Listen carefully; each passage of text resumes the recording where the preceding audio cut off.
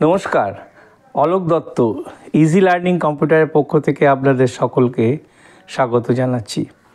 আজকে আমি একটু নতুন জিনিস আপনাদের সামনে উপস্থাপনা করব, যে সোর্স অফ পাওয়ার, যে নেচার থেকে যে সোর্স আসে, সেই তার থেকে যে পাওয়ার তৈরি হয় এবং যা ছাড়া আমাদের জীবনে এক ফোঁটাও চলে না, তার নাম হচ্ছে জল। তো এই জলের উৎস এবং সেই জল আমরা কিভাবে ব্যবহার করি, এবং জল আমাদের জীবনের একটা অতি প্রয়োজনীয় জিনিস। আমরা চলে এসেছি একটা প্রত্যন্ত ঝর্ণা, যেখান থেকে একটা নদী উৎপন্ন হয়েছে, সেই উৎসস্থলে চলে এসেছি। এখান থেকে আমরা এই নদীর উৎসস্থল থেকে আমরা আস্তে আস্তে এগিয়ে যাচ্ছি। আর জল থেকে যে কীরকম শক্তি উৎপন্ন হয় এবং জলবিদ্যুৎ প্রকল্প, আমরা যে জল খাই, সেই সব কিছুই জলের উপর নির্ভর করে। আর এই সোর্স অফ পাওয়ার যে নেচার থেকে আসছে, সেই নেচারের থেকে কাজে লাগিয়ে আমরা আজকে আমাদের একটা পাওয়ার পয়েন্ট প্রেজেন্টেশন হবে। তো সেই পাওয়ার পয়েন্ট প্রেজেন্টেশন করার আগে আমি একটু প্রাকৃতিক সোর্স, ওয়াটার সোর্স, সেটার একটু দৃশ্য দিচ্ছি। আর একটা আমি কবি নজরুলের গানটা আপনার উপস্থাপন করছি।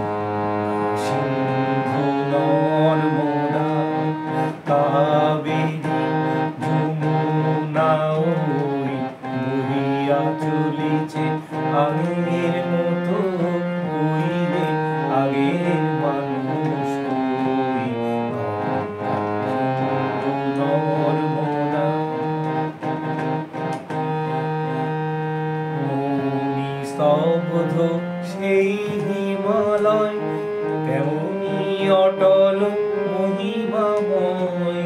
মৌনি স্তব্ধ সেই হিমালয়, তেমনি অটল মহিমাময়। নাহি তার সাথে সেই ধ্যানী ঋষি, নাহি তার সাথে সেই ধ্যানী ঋষি। আমরাও আর সে জাতি নই, ওই রে আগের মানুষ ওই। নর্মদা কাবেরী যমুনা ওই বহিয়া চলেছে আগের মতো, ওই রে আগের মানুষ ওই।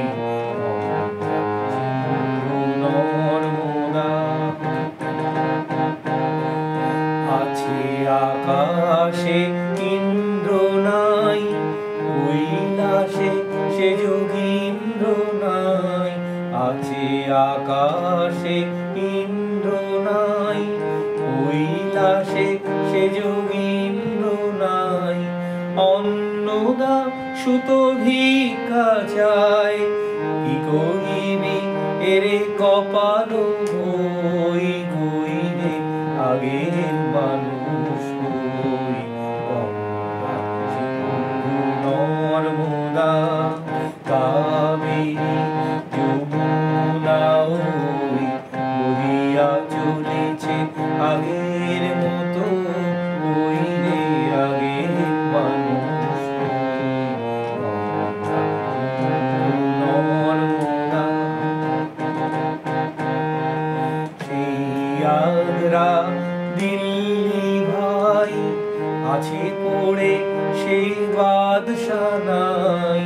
সেই আগ্রা দিল্লি ভাই, আছে পড়ে সেই বাদশানাই।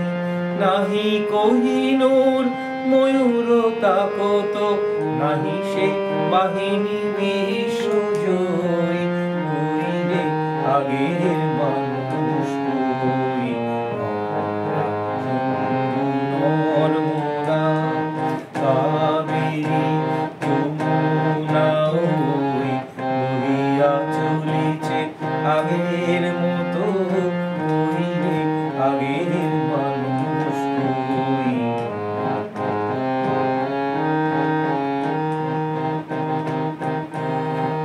আমরা জানি না জানে না কেউ, ভুলে বসে কত নিব ঢেউ।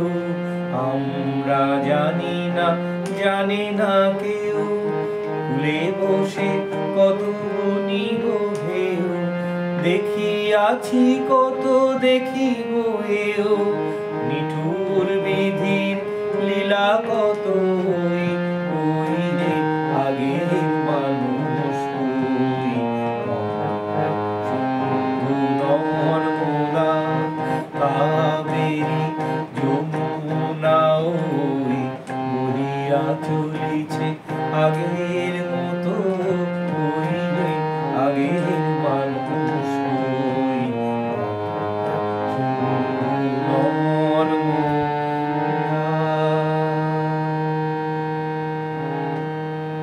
আজ থেকে কত বছর আগে কবি নজরুল ইসলাম, বিদ্রোহী কবি নজরুল ইসলাম এই গানটা লিখেছিলেন।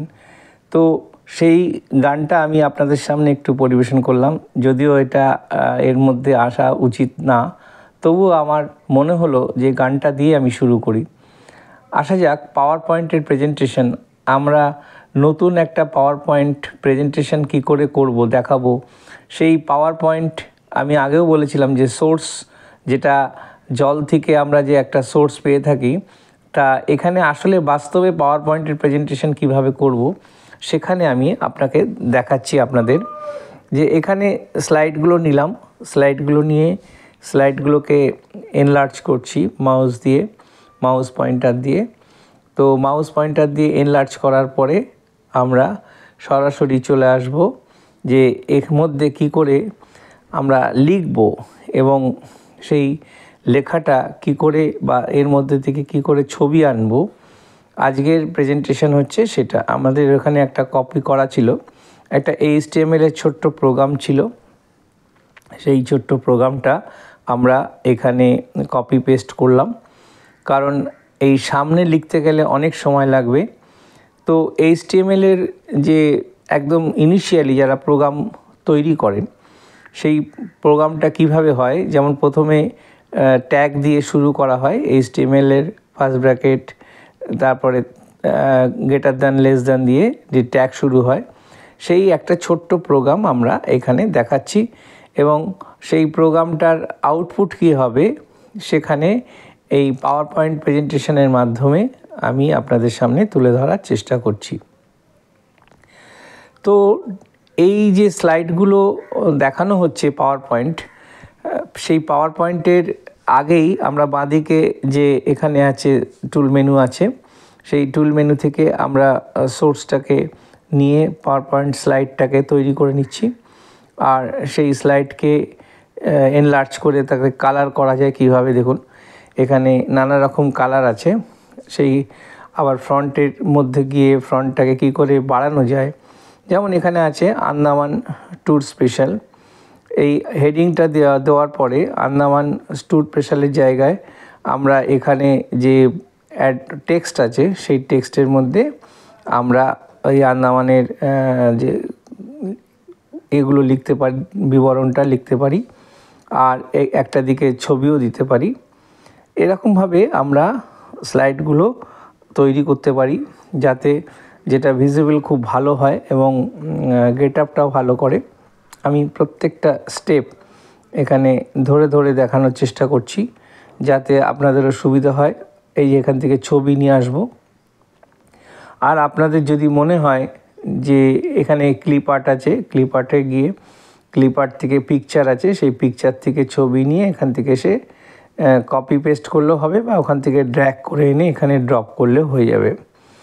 তো এরকম যদি ছবি আপনাদের গ্যালারিতে থাকে বা ডকুমেন্টসের মধ্যে থাকে, সেখান থেকে আপনি ছবি নিয়ে চলে আসতে পারেন এবং সেই ছবিটা এখানে পেস্ট করে এবং প্রেজেন্টেবল করার জন্য যথেষ্ট। আর এখানে আমি প্রত্যেকটা টুল বক্সের কী কী হয় ফাংশনগুলো হয়, তো সেটা আমি বিবরণ দিয়েছি।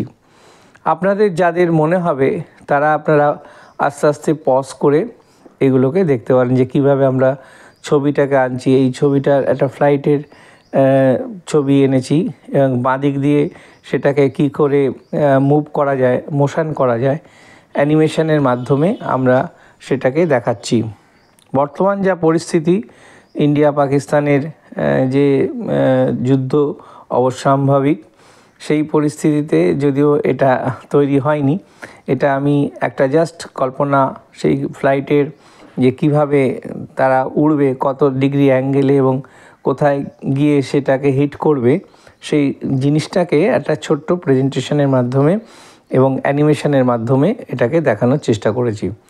এর সঙ্গে সঙ্গে যে একটা গাড়ি ল্যান্ডে, সেই গাড়িটাও কিভাবে মুভ করবে, তাকে ওখান থেকে সিলেক্ট করে নিয়ে এসে সেখানে লেফট টু রাইট যাবে না রাইট টু লেফট যাবে, সেটা আমরা এখান থেকে। আর ফ্লাইটটা সাধারণত কর্নার টু কর্নার, অর্থাৎ ডায়াগোনালি, কারণ গাড়ি ফ্লাইট তো আর মানে নিচে দিয়ে বা উল্টো রাস্তায় বেরোতে পারে না, সেই জন্য এটাকে একটা পার্টিকুলার অ্যাঙ্গেল ধরে, সেই অ্যাঙ্গেল ধরে যে ড্র্যাগ করে দেখছেন, ড্রয়িং করে নিয়ে গিয়ে এরমভাবে ওটা উড়ে গেল। তো এইটা হচ্ছে মানে সবথেকে ইজি একটা পাওয়ার পয়েন্ট প্রেজেন্টেশন। তো এটা যদি ভালো লাগে অবশ্যই লাইক, শেয়ার এবং সাবস্ক্রাইব করবেন।